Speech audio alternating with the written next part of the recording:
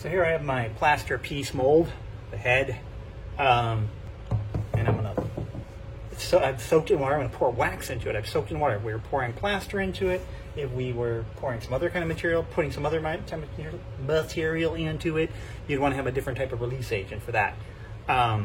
Like plaster, you would want petroleum jelly or a liquid soap. But since we're putting wax into it, we soaked it in water. So that way the wax won't soak into it. Turn that down a little bit. So I'm gonna put it all back together again. So I can kind of see, find the spots. I can kind of line up like that. And sometimes you can get it to stand or not. Actually, before I do that, I want to get a piece of wire ready. You can also use rubber bands. If you have large rubber bands, those can work nicely.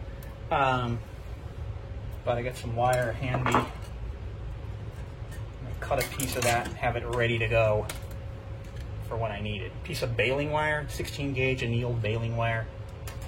All right. So you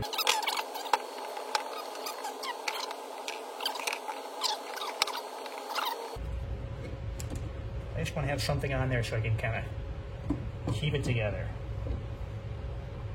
I grab that wire with the other one of my many hands. This way. Bring it around. Twist it together. If you have a helper, that can come in handy. They can come in handy. So now it's going to stay there, and I can see that it's where it is and isn't lining up. I'm going to twist it tight. I'm going to twist this with a pair of pliers a little bit. Oh, and by the way, just in case you forgot from other demos of other stuff, I cut it with the cutter on the lineman's pliers here. So it's a little loose. It's not perfect yet. And I kind of want to, if I keep twisting this one spot, it won't tighten up all the way around usually. I'm going to twist over here like that. Kind of grab it. Have another piece that twists. Tighten it up a little bit more. Starting to come together a little bit. Now before I get too crazy tight on it, I figure out where these other pieces are supposed to go.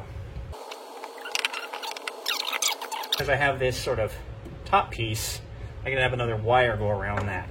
But I'm going to kind of come to the other side here, and move it without tipping it over, and tighten it up even more. You don't want, when you pour liquid into this, although we're not going to fill, there's a couple of methods for this, but you don't want it coming open anywhere, like even a little bit of a seam, because that way, now sometimes when I tighten the wire it breaks, so be prepared for that comic relief.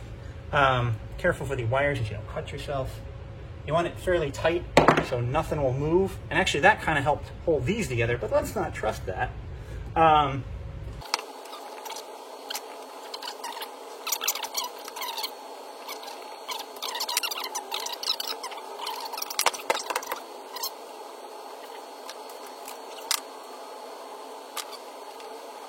Thing you can do is go over all the seams with clay, all these points, but definitely look inside, see if you see any light coming through. If I were pouring plaster in there, I'd do that. Sometimes I think that's about as good as that's going to get. Sometimes you can put a wedge in here as well to kind of help tighten it. Careful of the things, and sometimes people like to wear pardon my head, heavy rubber, these are thicker, not thin, but heavy rubber gloves to work with the wax in this kind of situation. Stir it up a little bit. Now again, the wax isn't really hot. I've only had it around 170 or so. I think that's what it says on it. Standing water in there. But I don't want it to dry out as well. Now, where'd my scraper go? So a couple ways I could do this. I could level this, and I put a little level on top, prop it up, pour the wax in all the way to the top. Wait until I get a thin skin. I can see it thickening. As it cools, it'll start solidifying around that edge. I don't want to wait too long. It's kind of a guessing game. But especially if it starts to get a thin coat over the top, I can poke through that and pour out the residue, and I should have a nice even layer. It's going to depend on how big the space shape is and everything. Now this head would take up a lot of wax, and I don't have it. So I'm going to pour some in and then turn it. I'm going to unplug this, because you always want to unplug. If you're going to start taking wax out of the pot, I generally suggest you unplug it. I'm going to bring it over here a little closer too, so that you don't get a little bit amount of wax in there and the pan's still on. Start burning and creating lots of fumes that you got to breathe in, and you're just making things hotter. Remember, never melt wax in a pan just on an open flame. Either use an electric one or a double boiler. So I'm going to start pouring some of this stuff in there.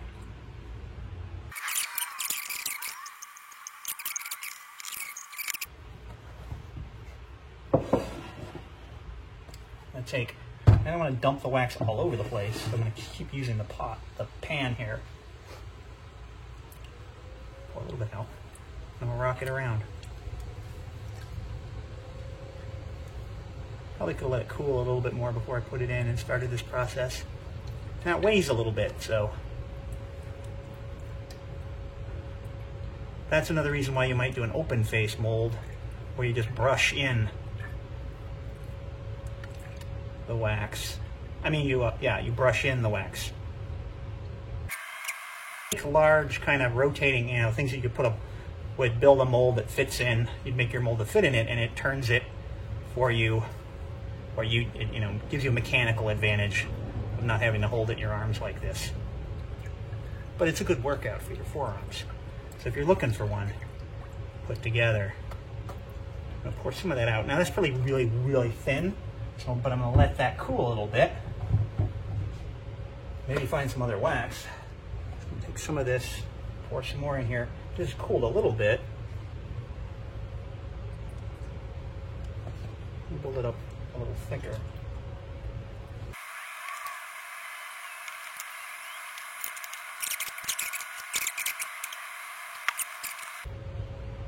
Also, the less volume you put in, the quicker you just let that sit there and just kind of rock it back and forth until it's completely solidified.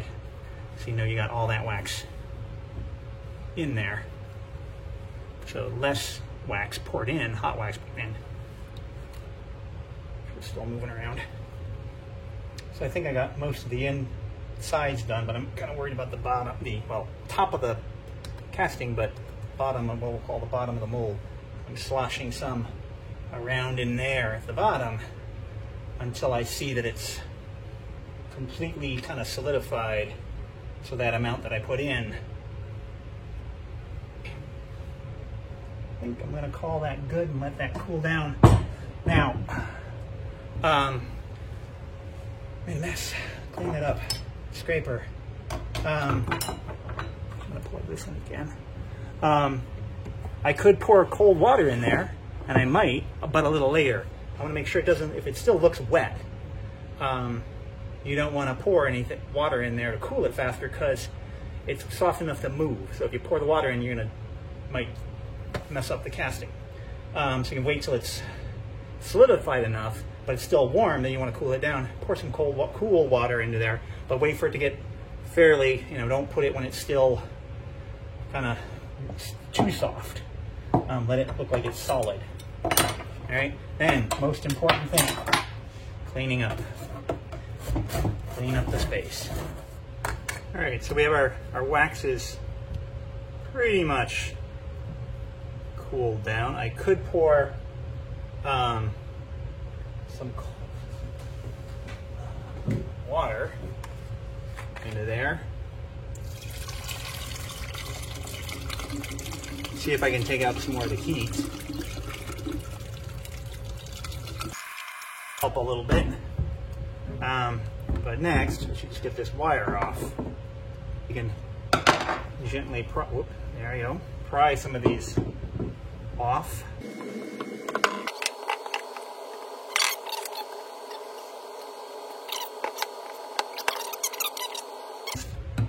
Broke off in the mouth. So, not too bad. You know, not. I probably went a little thicker than I needed to be, but I should stop handling it. I gotta clean it off. But not bad. Reasonable. If I end up casting in aluminum, this thickness is pretty good actually. Anyway, let's stop dirtying it though.